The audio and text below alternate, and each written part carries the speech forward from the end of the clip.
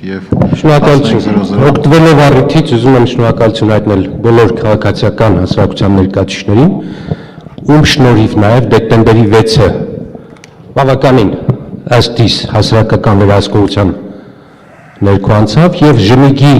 զեկույցը որ բավականին անաչառ էր, ես կարծում եմ դա նաեւ քաղաքացիական խմբերի լավ աշխատանքի արդյունքն էր։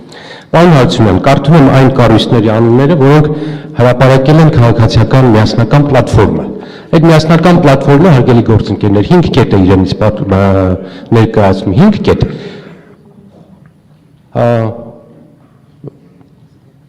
Ցուցակների մաքրում, ցուցակների հրապարակում,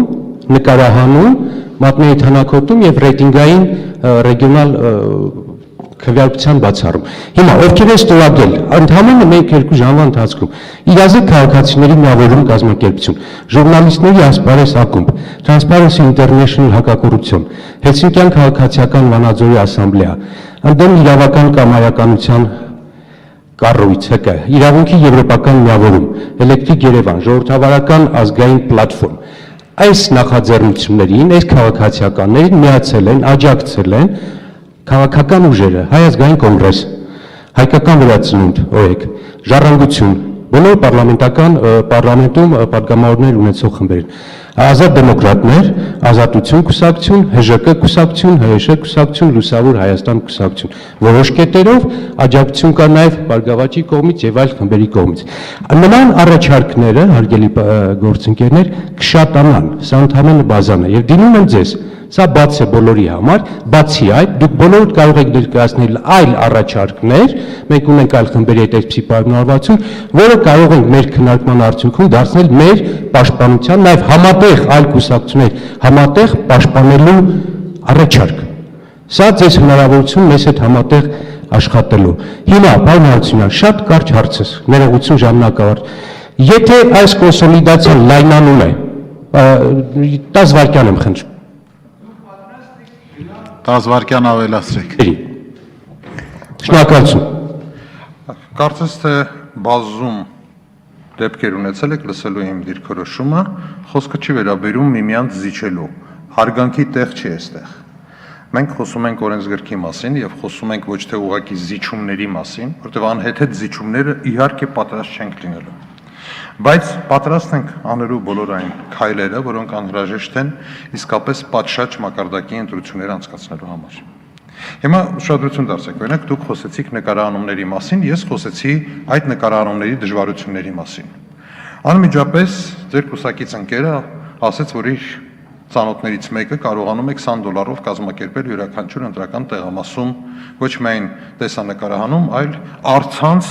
այդ ամեն ինչը հաղորդել անմիջապես ես համաձայնվեցի ավելին, ես ոչ միայն ասացի, որ կառավարությունը պատրաստ կլինի, այլ նաև ես ինքս դիմել եմ միջազգային կառույցներին, դեզի գիտություն, խնդրելով հատկացնել ձեզ այդ գումարը եւ ասելով, որ մենք պաշտպանում ենք ձեր հարցադրումը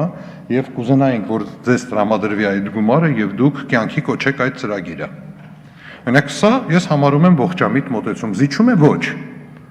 Բայց ինչպես հերոստախաղի ժամանակ, հա, պետք է երաշտությունը կռահես,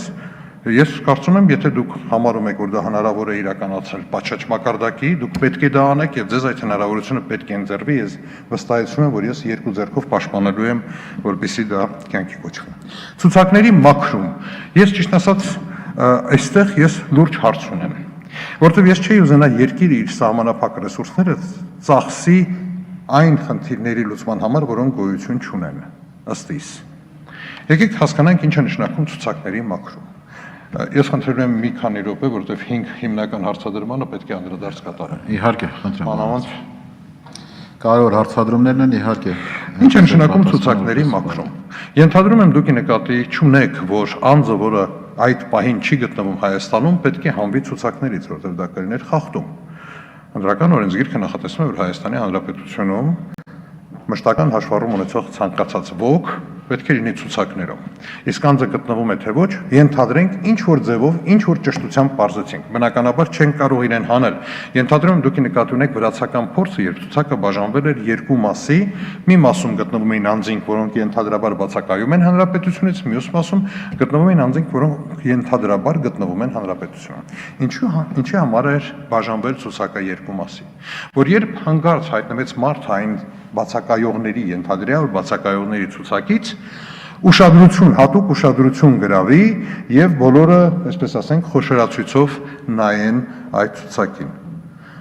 Ինչու, որտեվ Վրաստանում չկար օրինակ դրույթ, որ վստահված անձ ունի ընդ որում ընդդիմությունը այստեղ ունի առաջնահերթ իրավունք ունի գտնվելու հանձնաժողովի երկու անդամների միջև եւ հետեւելու հանձնաժողովի աշխատանքներին։ Չկար այդպիսի դրույթ։ Մեզ մոտ կա։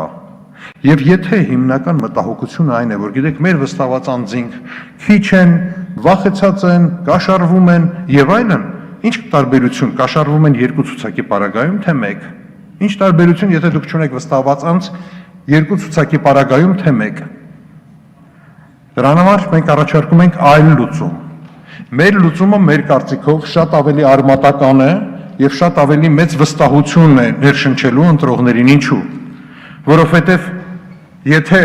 ցուցակի պարագայում մենք չենք կարողանում երաշխավորել, որ չի հայտնվի մի Պողոս Պողոսյանը եւ փորձի Պետրոս Պետրոսյանի փոխարեն քվեարկել, մենք ասում ենք փաստաթուղթ պետք է լինի,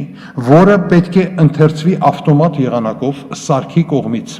Եվ ծրագրային ապահովումը սարքի առաջարկում ենք, որ գաք եւ ուսումնասիրեք, միասին ուսումնասիրենք։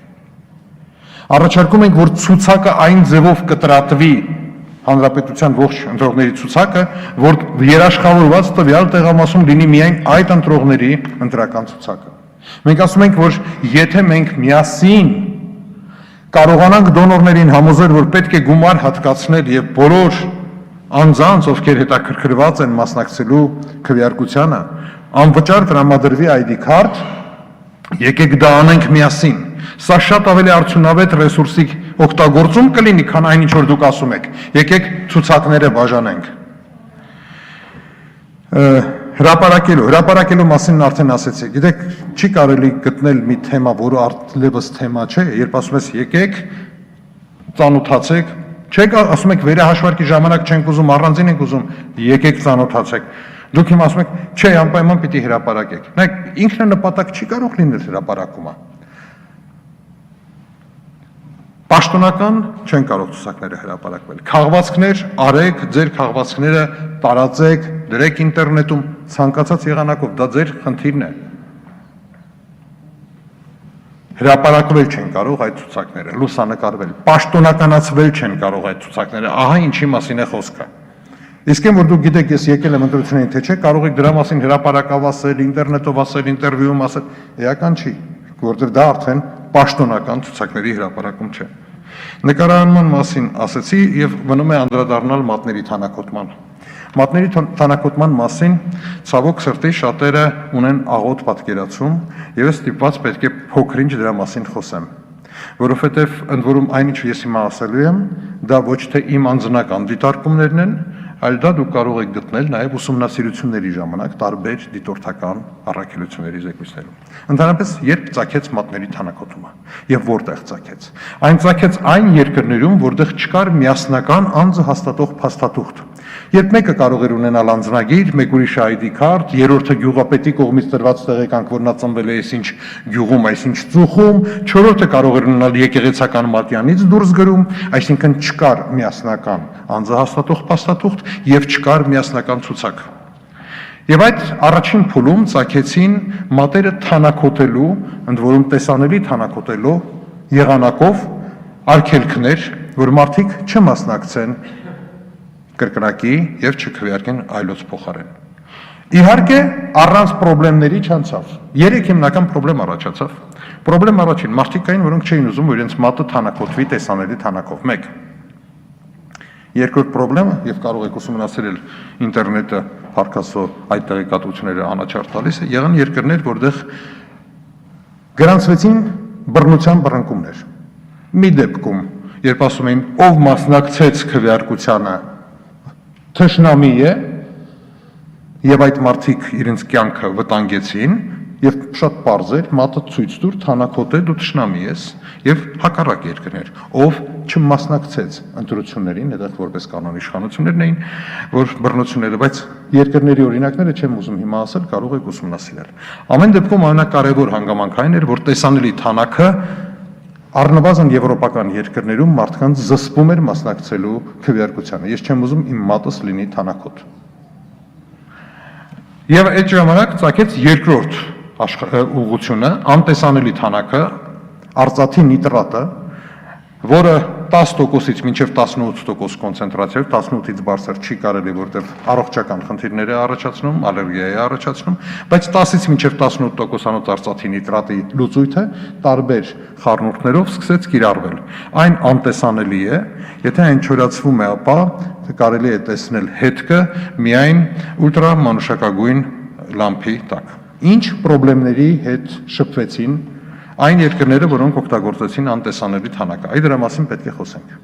Ի վերջո ինչի համար է արվում անտեսանելի թանաքը։